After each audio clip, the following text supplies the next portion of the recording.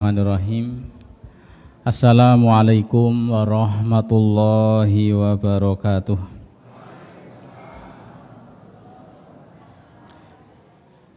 Alhamdulillahi rabbil alamin wa bihi nasta'inu ala umuri dunya waddin wa nusalli wa nusallim ala sayyidil mursalin nabiyyina Muhammadin wa ala alihi wa sahbihi ajma'in. Qala ta'ala fi kitabihil karim, a'udzu billahi minasyaitonir rajim. Ya ayyuhalladzina amanu ittaqullaha haqqa tuqatih wa la tamutunna illa wa antum muslimun. Wa qala ta'ala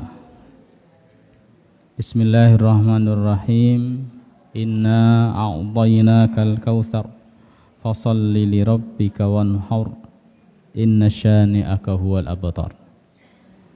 Bapak Ibu muslimin muslimat yang saya hormati, wabil khusus pada sesepuh binisepuh, para alim, tokoh masyarakat, dan yang terhormat Ketua Takmir Masjid Al-Hikmah Padik Raja.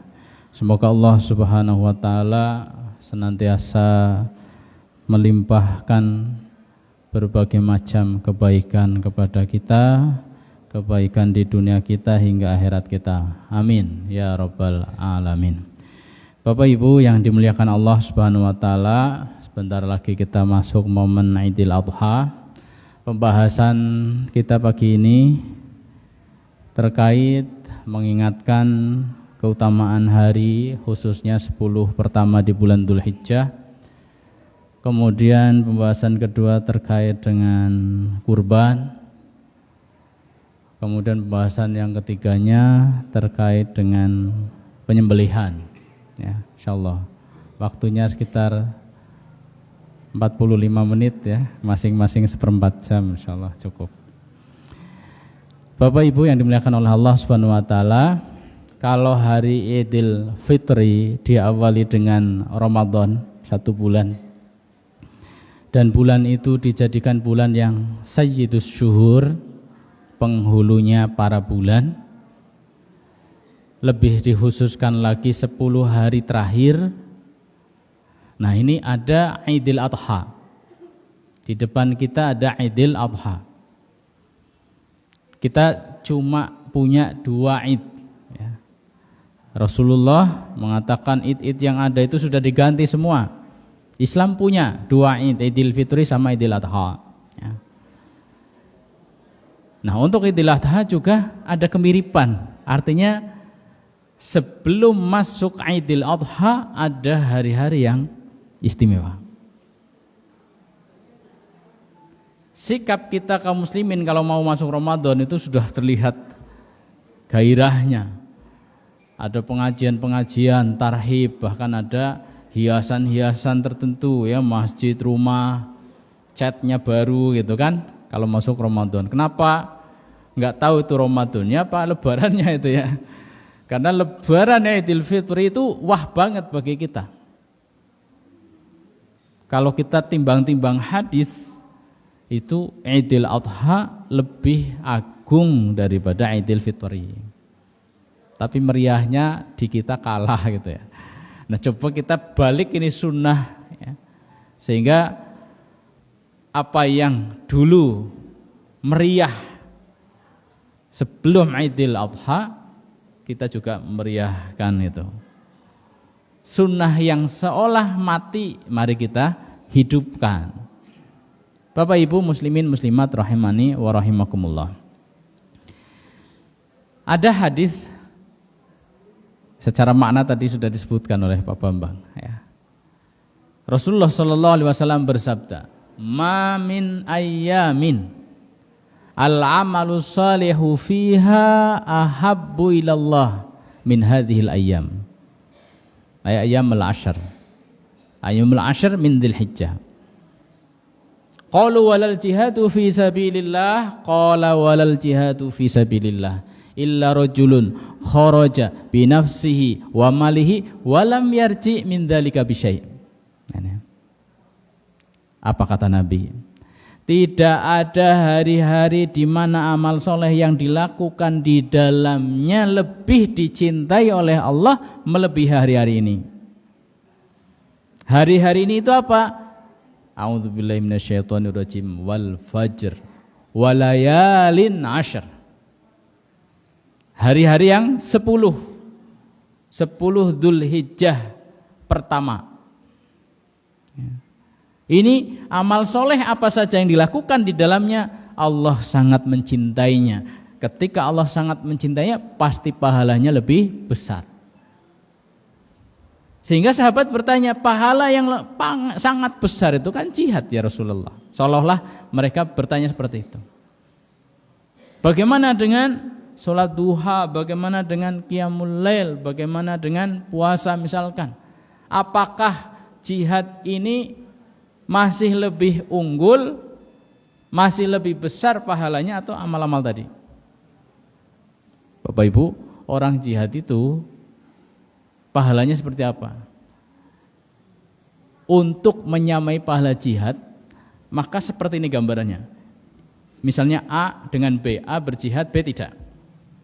Kalau B ingin mendapatkan pahala seperti yang didapatkan oleh A, maka A begitu pergi, ya, dia malam itu juga tahajud tiap malam, harinya puasa. Itu berjihad sih berapa bulan sampai 4 bulan. Ini kalau mau pengen dapat pahalanya mereka, berarti yang tidak itu tiap malam tahajud, tiap hari puasa. Sanggup napa mboten? Nah, ini orang jihad pahalanya besar sekali.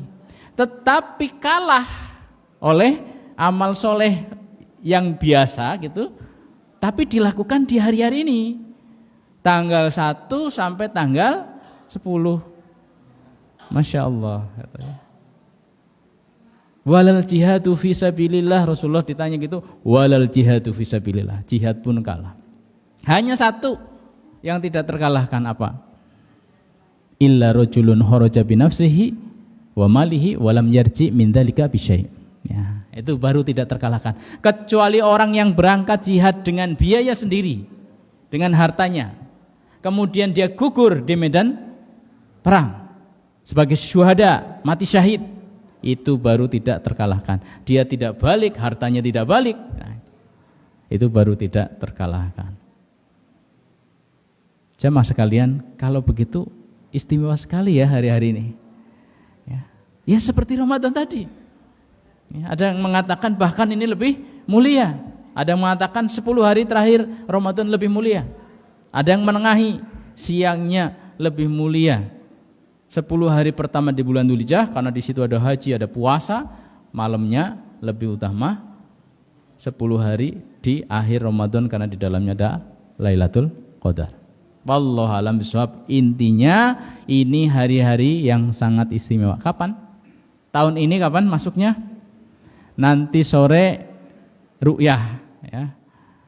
Bagi ahli ru'yah nanti sore ru'yah. Kalau Muhammadiyah sudah hisab jauh-jauh hari, sudah menentukan besok mulai tanggal 1. Lebarannya berarti Rabu. Arafahnya berarti kapan? Selasa nggih, puasa Arafahnya. Nah, tapi kalau kita mengacu pada hadis tadi, nanti amal apa saja ya, yang harus kita lakukan di hari-hari tersebut untuk mengisi hari-hari tersebut, karena ini waktu yang sangat mulia. Jawabannya adalah amal soleh apa saja. Silaturahim, ya, memberi hadiah, sedekahan, kemudian birrul walidain, kemudian apa? Tilawatil Quran, zikir, qiyamul lail, sholat sunnah, ya, puasa sunnah, ya, amal apa saja. Nah, cuman nanti ada yang terkait khusus memang. Ya. Kita cepat aja. Pertama adalah puasa. Puasa yang disunahkan untuk mengisi 10 hari pertama di bulan Dzulhijjah itu puasa 9 hari full. Ya. Puasa 9 hari full. Dari tanggal 1 sampai tanggal 9. Ya. Karena tanggal 10 haram. Ya. Tanggal 10 haram. Hari Id tidak boleh puasa. Kemudian untuk hari Arafah, bagi yang haji juga tidak puasa. Puasanya bagi yang tidak berangkat haji. Ini Rasulullah SAW biasa puasa di 9 hari bulan Dzulhijjah. Karena Nabi sallallahu alaihi wasallam yasumu tis'a Dzulhijjah. Rasulullah puasa 9 hari bulan Dzulhijjah. Tidak hanya Arafah. Kalau Arafah jelas tidak bisa kita tinggalkan meskipun sunnah, iman-iman banget. Kenapa? Siyamu yaumi Arafah ahtasibu 'alallahi an yukaffira sana allati qablahu wallati ba'dahu. Karena puasa sehari saja pas hari Arafah itu seperti bisa menghapus dosa setahun yang lalu dan setahun yang akan datang. Dosa apa saja? Yang jelas bukan dosa besar. Dosa besar harus dihapus dengan taubat. Kemudian dosa kecil yang dilakukan terus-menerus, cilik tapi dilakoni terus, itu juga harus dengan taubat. Nah, dosa di sini adalah dosa-dosa kecil yang kadang-kadang kita melakukan. Kalau puasa kita diterima Arafah itu, insya Allah bisa menghapus tahun yang lalu, setahun akan datang. Kalau ada yang belum terhapus oleh puasa kita, karena puasa kita orang sempurna, bisa dihapus dengan ada wudhu, ada umroh, ada sholat, banyak penghapus-penghapus, termasuk juga istighfar. Sehingga harapannya dosa gitu itu bersih. Manusia itu tidak bisa lepas dari dosa, tapi dengan banyaknya penghapus-penghapus dosa, harapannya dosa kita bisa bersih. Jemaah yang dimuliakan oleh Allah Subhanahu wa taala, hari besok ada kemungkinan Idul Adhanya 2 hari. Ya. Ada Rabu, ada Kamis. Terus Arafahnya kapan? Selasa apa Rabu? Bingung. Ya tergantung ide ikut yang mana gitu kan. Kalau idnya ikut Rabu berarti Arafahnya tanggal 9-nya itu Selasa. Kalau Arafahnya kalau idnya ikut Kamis, berarti Kamis kan tanggal 10. Ya. Tanggal 9-nya ya Rebo gitu. Enggak usah bingung-bingung. Ya. Kalau mau mulai puasa mas Senin besok sudah bisa mulai. Meskipun tanggal 1-nya Selasa misalnya bagi yang lebaran Kamis. Loh, mungkin masih ada yang bingung. Kan puasa Arafah itu puasa wukuf. Kalau sana wukufnya Selasa, kita puasanya Rebo, ya bawang kontong gitu. Ya apa tidak? Loh karena wis wukuf Selasa, kok kita Rebo baru puasa, gimana sih kayak gitu. Bapak Ibu, gini ya. Jadi waktu kita itu beda sama waktu Arab, ya kan? Selisih berapa lama? 4 jam. Wukuf itu waktunya kapan sih? Wukuf itu waktunya tanggal 9 dari duhur nanti sampai maghrib dan bisa sampai subuh. Ya. Bisa sampai subuh itu masih masuk waktu wukuf. Dan haji itu intinya justru di wukuf. Al-hajju Arafah, haji itu Arafah. Sehingga hari-hari ini hari-hari yang sangat spesial, di dalamnya bertumpuk hari-hari yang sangat istimewa. Tanggal 10 Dzulhijjah itu sebaik-baik seutama-utama hari. Yaumun Nahr, hari Id, itu seutama-utama hari dalam setahun. Kemudian tanggal 9 hari Arafah, itu apa? Itu Yaumul Hajjil Akbar, hari haji besar. Kemudian tanggal 8, tanggal apa? Hari Tarwiyah, persiapan mau haji itu, persiapan mau wukuf dan seterusnya. Tarwiyah ini hari yang diberkahi.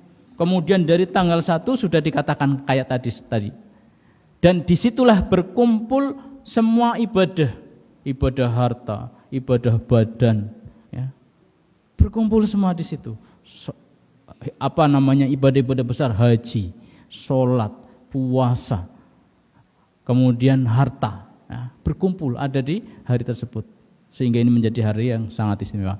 Sekarang kembali ke tanggal 9, kembali pada wukuf. Ya. Wukuf itu dari pada duhur sampai maghrib atau bisa lanjut sampai subuh. Itu bagi yang tidak sempat sampai maghrib, malam-malam sampai subuh masih bisa. Berarti waktunya dari duhur sampai subuh, ya.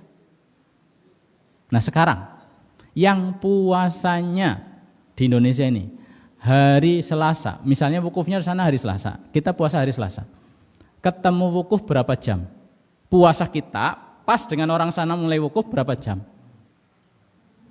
Kan ketika jam 12 di sana mulai wukuf ya, kita di sini kan sudah jam 4. Jam 4 sore.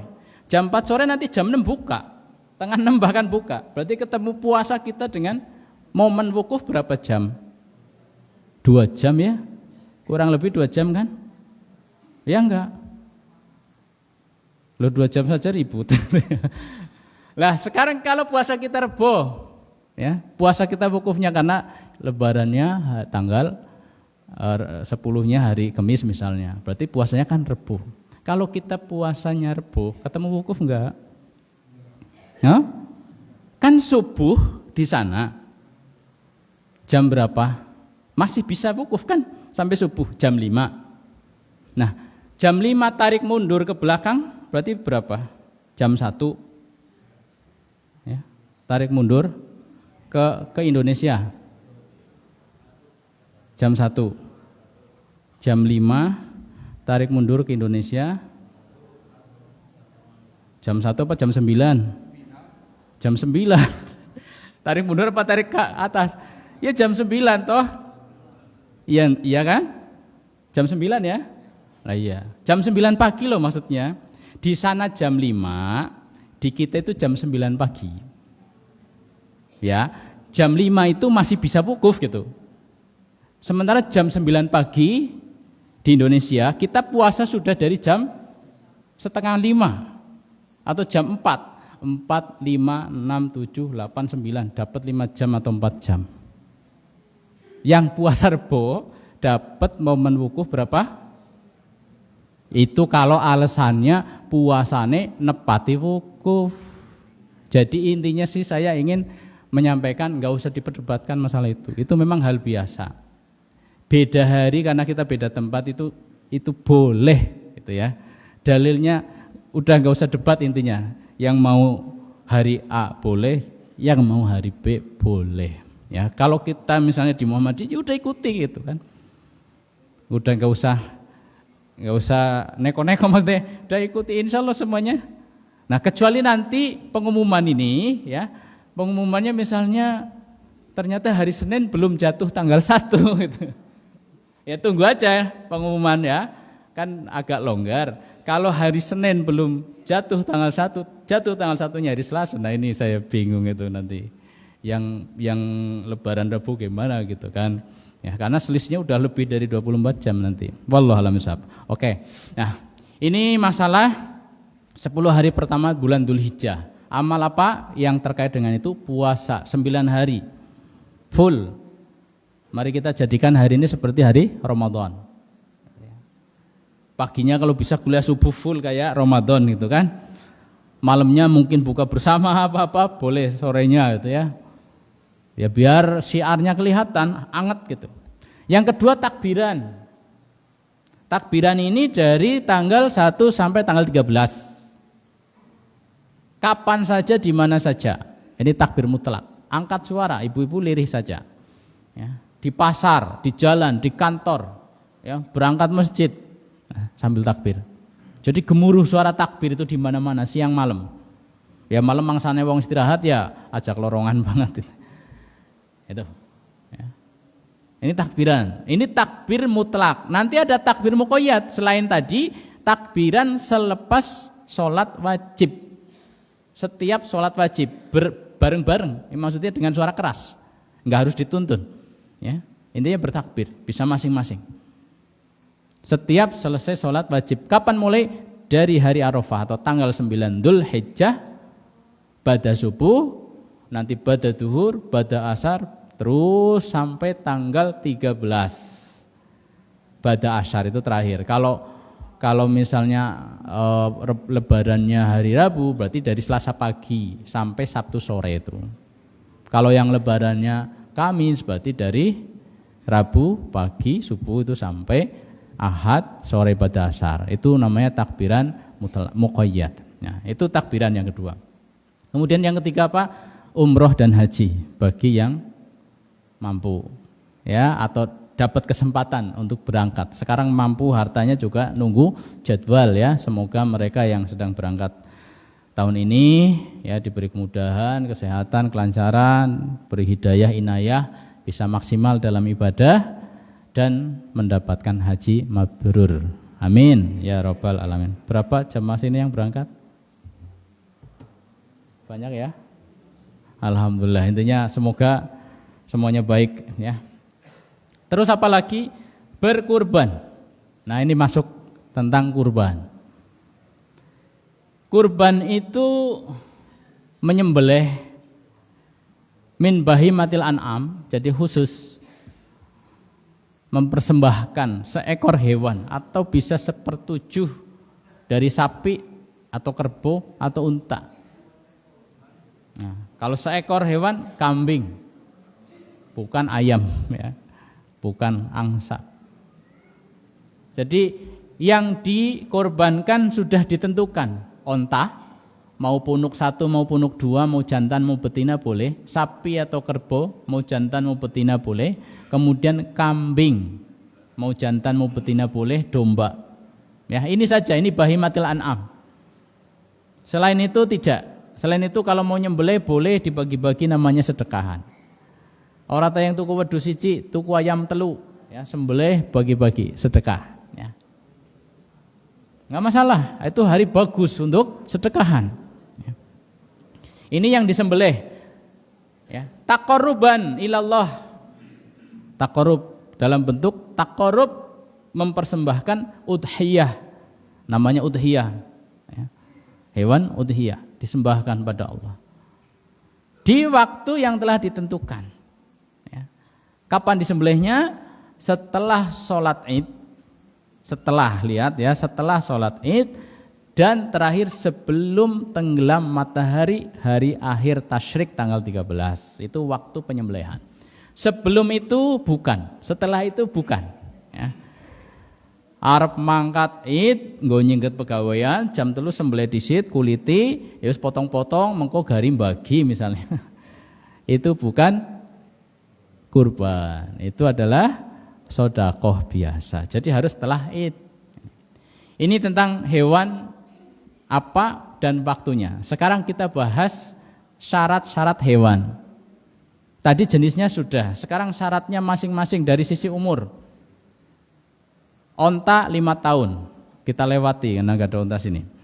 Sapi atau kerbau 2 tahun lebih, masuk tahun ketiga. Perhatikan ini, karena banyak petani belum 2 tahun sudah dijual, wis ana sing apa ya, istilahnya nyang gitu, rega 18 juta, 17 juta tuwehna. Itu belum sampai 2 tahun. Secara syarat umur enggak sah. 2 tahun lebih. Utamanya musinah itu poel itu 2 tahun sampai 5 bulan kadang gitu. Ya, jadi 2 tahun ke atas masuk bulan ke 23 ke sana gitu. Bukan lagi 2 tahun atau mau 2 tahun, bukan. Ini syarat sapi terutama ini sering kebobolan. Ya, duit ngepres hari oleh cilik urung umur. Terus kambing itu musinahnya umur 1 tahun masuk 13 bulan ke sana. Ya, lebih bagus. Kemudian ada keringanan domba, itu boleh jad'ah. Tidak harus musinah. Itu usia 6 bulan lebih masuk bulan ke-7 ya. Itu domba. Jadi kalau mau korban sekarang rata-rata iuran kan antara 3 sampai 4 juta ya. Aku budgetnya mau 2 juta. Arep melu korban bisa apa tidak? Iuran ora gutul. Tuku wedhus ya wedhus tahun ya. Nek wedhus Jawa misalnya enggak bisa. Nah, ada solusi. Beli gembel, wedhus gembel ya, domba itu bisa umur 7 bulan, 6 lebih ya, masuk ke 7. Itu regane pira? Enggak sampai 2 juta insya Allah dapat. Berarti bisa tetap berkorban dengan budget di bawah 2 juta. Atau ditunda tahun depan lah, tambahi maning tabungane, ben bisa iuran sapi, ben bisa oleh wedhus siji, silakan. Karena kurban ini secara hukum bagaimana? Ada yang mengatakan wajib, ada yang mengatakan sunnah muakkadah, tapi jumhur mengatakan sunnah muakkadah. Siapa yang harus berkorban? Siapa yang punya duit. Man yajid sa'atan walam yudhahi fala yaqrabanna musallana. Siapa yang bisa beli minimal 1 ekor hewan kurban tapi dia tidak mau berkurban, maka jangan ikut merayakan Id, jangan gabung ke musola, jangan ikut sholat. Dah ngana urip dewek bae kayak gitu. Ini kan sosial ya. Maksudnya sedekah untuk rame-rame gitu. Ini kok enggak mau padahal mampu. Wis ngana urip dewek bae, seolah-olah seperti itu. Jadi kalau dalam satu rumah, satu keluarga yang kerja bapake, ya bapake kalau memang mampu. Nanti disembelih ini atas namaku dan keluargaku. Kalau ibunya juga berduit ya, beruang. Ibunya beruang misalnya. Berduit ngode tuh duitnya akeh. Dia bisa beli ya beli gitu. Korban atas namanya. Anaknya sing barap wis gede, gajian ya, gajinya gede wis kerja. Ya dia beli karena mampu gitu ya. Secara umum kepala keluarga mewakili anggota keluarganya. Ini tentang kurban dari sisi umur ya. Kemudian dari sisi persyaratan hewannya, cacat apa tidak. Maka ada 4 cacat yang tidak sah untuk dikurbankan. 1, juling, matanya misalnya bilok, ya, buta, sakit pada mata dan terlalu. Kalau beleken di kompresis bersih maning masih bisa ngelihat nggak apa-apa. Ya, tapi bilo bangsanya kayak nggak bisa melihat sebelah atau bahkan buta, ini nggak boleh. Pertama itu. Yang kedua adalah penyakitan. Kemarin ada PMK. Ya, sekarang ada cacar monyet tapi alhamdulillah nggak begitu menyebar. Ya, atau penyakit apalah, pokoknya meriang dia, meriang. Ya, itu nggak boleh. Yang ketiga pincang, dengklang. Ya, dengklang mendadak atau dengklang bawaan, intinya dengklang.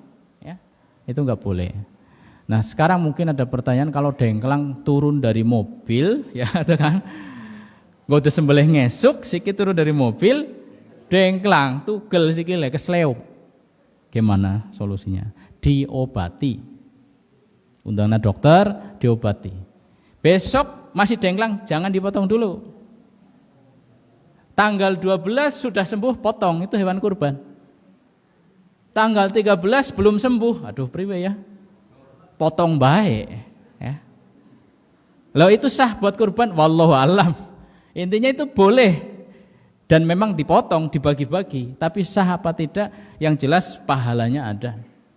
Kalau tidak dianggap sah sebagai hewan kurban, maka minimal sedekah daging di hari yang istimewa.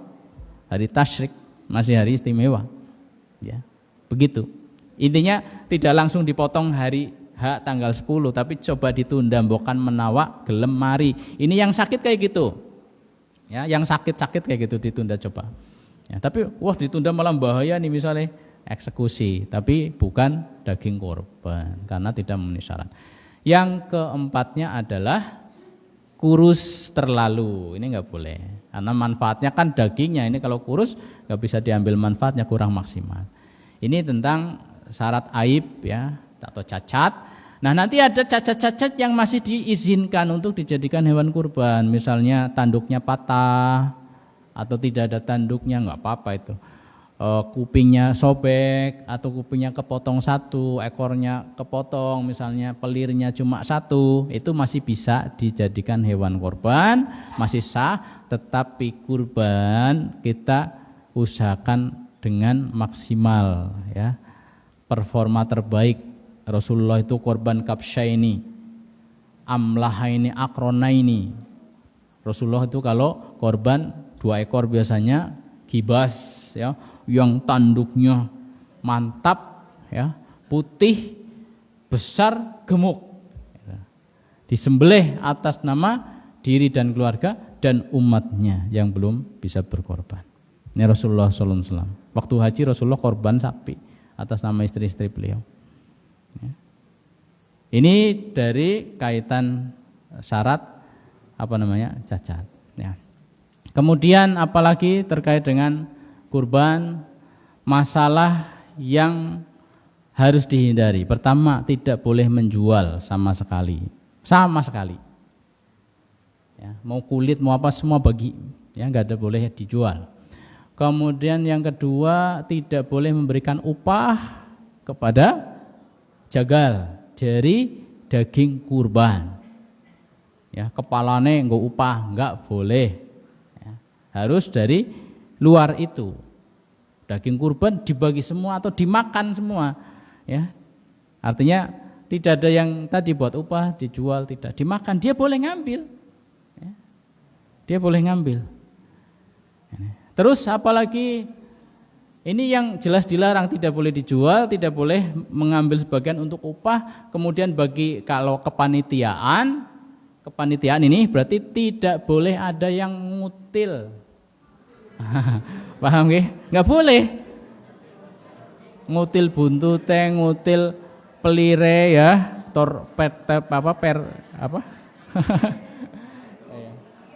bukan tornado, torpedo itu ya. Nyempil jantungnya ya, nggak boleh itu. Kalau kikil, kaki misalnya pating geletak, wedus ndas biasanya ya, pating geletak nggak sampai ke rumah kemudian dibagi, silahkan bagi yang mau ambil. Nah itu sudah dipersilahkan, nggak masalah insyaallah. Tapi ujuk-ujuk ngambil ya, nguntit ya, ternyata merengsel ngono baru balik. Ya. Itu nggak boleh, amanah ya, harus amanah. Ya. Terus gini lagi, kalau yang tetel panitia ini dapat bagian, itu upah apa bukan? Ya kalau upah nggak boleh. Tapi kalau hadiah kan boleh. Maksudnya gini, jadi hewan kurban itu bisa dibagi menjadi 3. Pertama buat sohibul kurban, yang kedua buat hadiah-hadiah, yang ketiga buat fakir miskin. Apakah harus sepertiga persis? Tidak sebenarnya. Ya, kurang boleh, lebih sedikit ya itu toleransi, karena sepertiga bagi 3, karena bagi 3 jadi bilangnya enaknya sepertiga. Intinya 3 bagian itu bisa ya, artinya yang sohibul kurban bisa, untuk hadiah bisa, sampai sama fakir miskin. Tidak hanya untuk fakir miskin, maksudnya begitu. Berarti dia boleh ambil, boleh, kecuali nadar. Kalau nadar itu tidak boleh, harus untuk fakir miskin semua. Kalau saya begini, saya nadar tahun depan korban misalnya, begitu korban untuk fakir miskin semua. Diaranya nggak ngambil ya, dia tidak bagi-bagi untuk hadiah, tidak.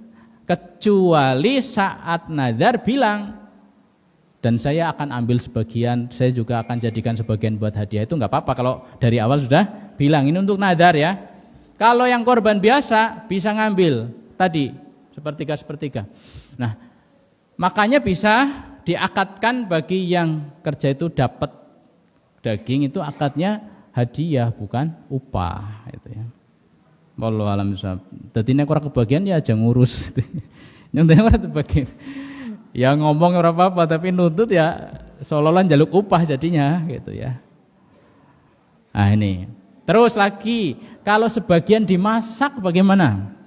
Untuk makan siang. Boleh apa tidak? Tidak boleh.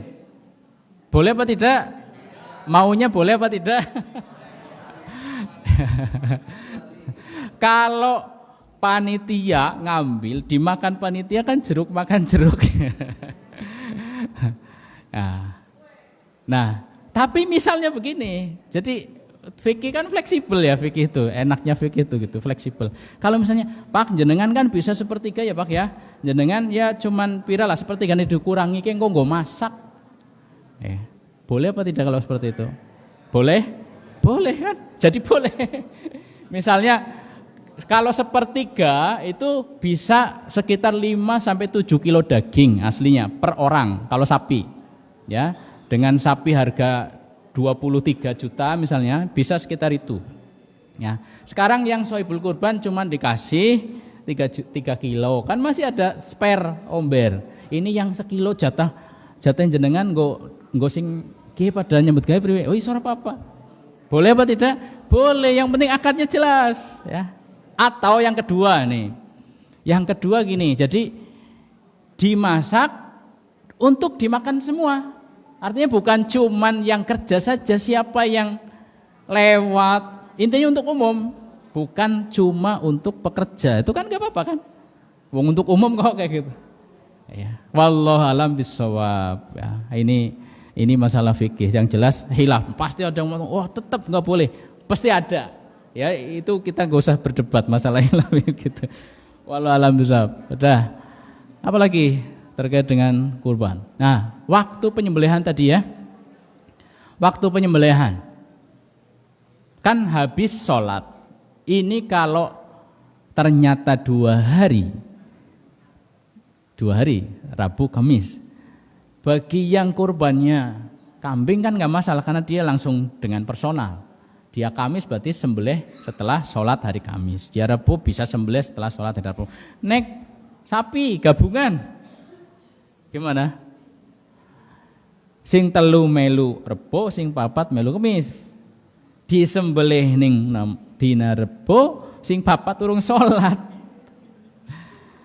Berarti gimana? Ya biar sudah sholat semua disembelihnya hari Kamis kan kayak gitu. Terus nanti hari tasyriknya juga beda. Hari tasyriknya kalau yang Rabu berarti terakhir Sabtu. Kalau yang Kamis terakhirnya Ahad, masih bisa sampai Ahad. Tapi kalau ada yang sholatnya hari Rabu kan Sabtu harus sudah dipotong. Berarti kalau begini amannya Kamis sampai Sabtu itu pemotongannya tuh. Tentang itulah ya. Ini kalau ada gabungan campur-campur tadi. Wallahu alam bisawab. Ya, nanti ada hal-hal yang kelewat bisa dipertanyakan. Ini kita pindah ke poin ketiga ya. Poin ketiga terkait dengan sembelihan. Ini eksekutornya sinten biasanya tong mriki. Saya mau tunjukkan peralatan ya. Peralatan tukang paling utama kan tukang sembelihnya, tukang potong leher ya. Ini perlengkapannya. Karena apa? Innallaha katabal ihsan ala kulli syai'in. Fa idza dzabhtum fa ahsinid dzibha. Kita itu disuruh untuk ihsan. Kapan saja kepada siapa saja termasuk pada hewan saat nyembelih pun gitu. Nah, kayak padang lawang ini ya. Lah, syarat ihsan itu apa? Fal yuhid safratahu fal yurih dzabihatahu. Tajamkan pisaunya buat nyaman hewan yang mau disembelih. Jadi yang mau disembelih nggak boleh stres. Caranya bagaimana? Bisa ditutup matanya, bisa dibersihkan itu darah-darah biar nggak bau, terus bisa atau ditutup pakai kelambu begitu ya. Jangan ngasah di depan, iya depan hewannya begitu. Nah ini yang membuat hewan stres. Hewan itu stres, dia punya rasa takut, ya begitu. Nanti kalau hewan stres dagingnya kurang maksimal, ya darahnya juga kadang keluarnya kurang maksimal. Saya ada beberapa video tapi kan nggak bawa laptop ya, nggak bisa lihat maksudnya hal-hal penting terkait dengan sembelihan. Nah ini alat-alatnya. Ini fungsinya untuk ngasah. Ini yang halus. Ini yang halus. Kalau mau tahu harganya ini sekitar 1,5 kayak gini toh. Ini yang halus ya, untuk ngasah golok sembelih. Kalau ini agak kasar. Ini untuk ngasah alat-alat yang tetel, nguliti, nganu daging, ini pakainya ini nih. Kalau ini buat yang sembelihan eman-eman, ya, karena ini agak kasar. Ini regane sekitar 650. Kalau yang rega 50.000 juga ada, nggak apa-apa. Ya. Terus pesonya itu ada beberapa ya. Ini peso khusus untuk, ini namanya peso boning. Ya untuk melepas daging dari kulit. Jadi bukan dari kulit, dari tulang. Ini boning ya. Jadi dibuat khusus. Standarnya enggak ada standar, pokoknya pasah. Wong daging kan wis mati kan. Jadi kalau kayak gini kan wis kelandepen janen ya. Kelandepen lah. Ini. Karena ini enggak tahu itu, kalau saya biasa ngecek itu standarnya plastik atau sampai ke tisu ya. Ini nggak tahu pasah pasah plastik apa ora ya? Bismillah. Ternyata pasah ya. Nah ini padahal untuk daging, jadi ini kelandepen. Lah ini itu untuk apa namanya ini? Kambing, motong kambing. Jadi kalau motong kambing kedawanan itu wagu. Jadi cukup yang di bawah 20 cm, ya seperti pisau saja. Ya. Ini tadi engkau sampai mengkolah. Ya. Nah, pokoknya dari awal sampai akhir pasah itu berarti landepe sempurna. Nah, kan ini kalau dicoba ngiris apa namanya? Ini juga pasah ya. Nah, ini biasa kita gunakan untuk kambing, biar tidak gulu cilik ndas apa naik nune gede itu kayaknya kurang apa ya, kurang elok dilihatnya. Nah, terus nanti ini yang paling penting untuk sapi ya. Ini bukan untuk sapi khusus, ini bisa buat untuk bambu, untuk kayu ini. Jadi enggak tajam banget. Ya, tapi insya Allah masih tajam lah. Belum pernah saya pakai karena yang saya pakai lagi di bengkel. Rencana mau dikirim bareng sama ini punya Al-Hikmah ya, tapi belum sampai. Ini kan, nah itu jadi. Ini nggak tahu, kayaknya ke plastik nggak bisa kayaknya. Ya nggak bisa kan ya. Nah ini nggak bisa ke plastik. Dicoba pakai ini. Dicoba pakai ini kan untuk najamkan ini memang ya, karena halus.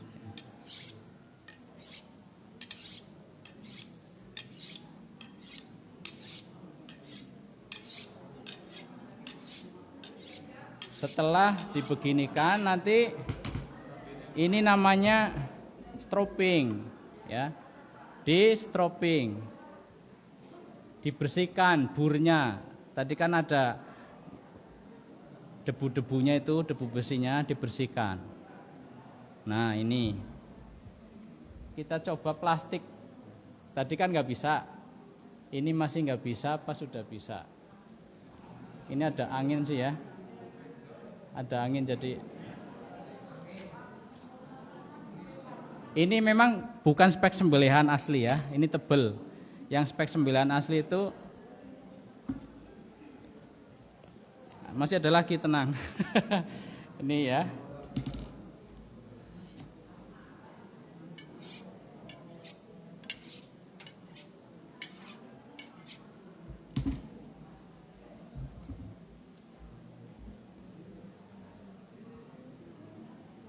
Ini untuk sembelihan memang.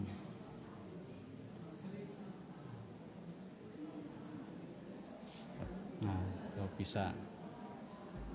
Udah, tata dulu. Ini sudah lihat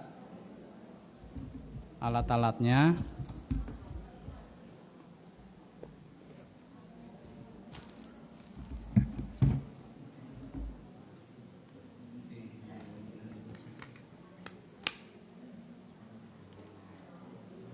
Ya, bagaimana ini penggunaan alat-alat ini? Jadi begini.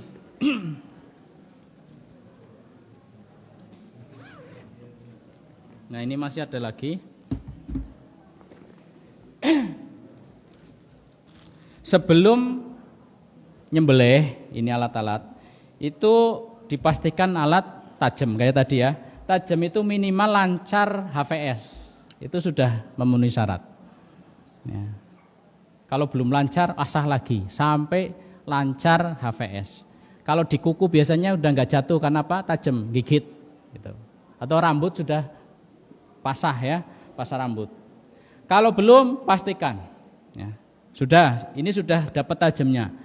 Setelah digunakan, maka nanti langsung dibersihkan. Bisa pakai air. Saya biasa bawa air sabun, semprot, terus bawa lap ini, lap basah dan lap kering. Maksudnya dua lapnya, yang satu yang buat pertama kan basah, nanti yang satu buat ngeringkan.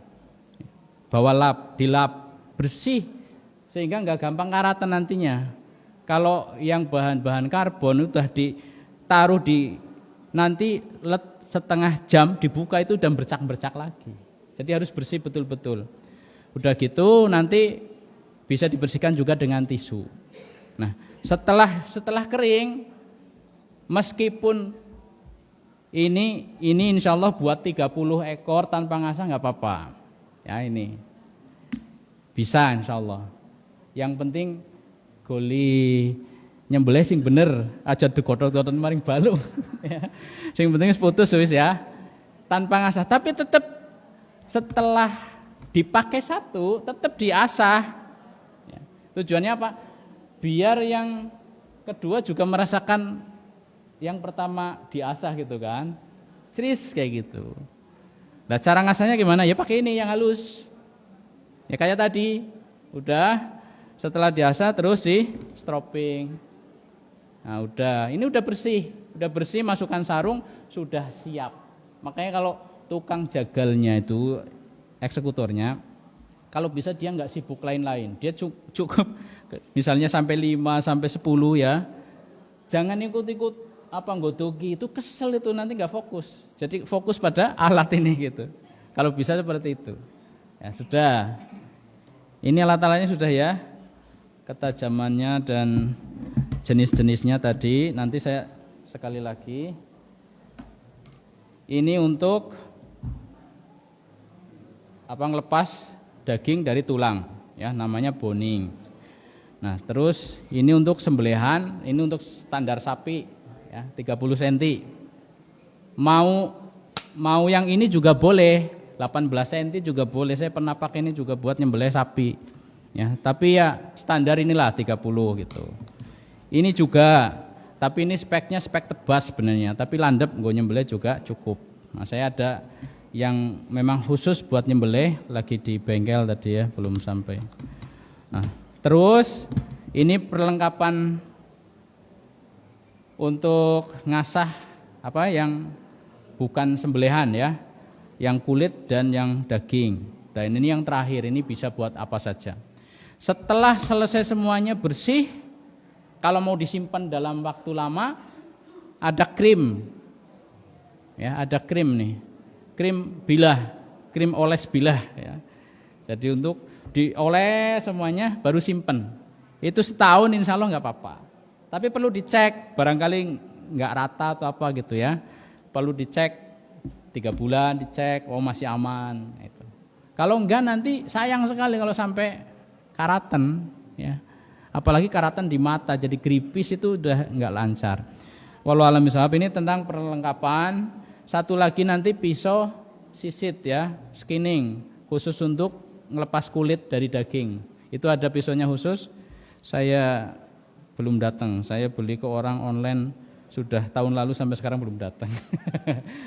Nah, ini beli lagi, mungkin besok Senin baru datang ya. Itu khusus untuk kulit, ya, skinning namanya. Nah, jadi kalau yang jagal ya eksekutor cukup punya ini. Ini satu atau ditambah buat cadangan satu ya, 2 golok cukup insyaallah. Nah, sama ini yang halus itu ya, sama stropping ini. Nah, lain-lainnya kayak sabun, krim, lap. Dah, bismillah. Sekarang tentang penyembelihan. Waktunya sudah jam 7 gimana? Sudah selesai apa? Oke.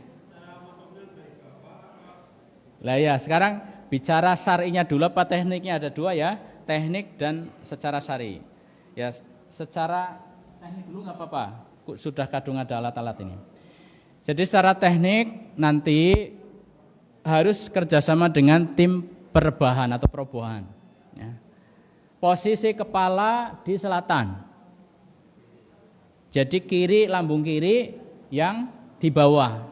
Itu sebagaimana yang disebutkan oleh Imam Zakaria ya, Al-Ansori itu. Jadi ngadep kiblat itu ada yang mengatakan wajib, ada yang mengatakan sunnah.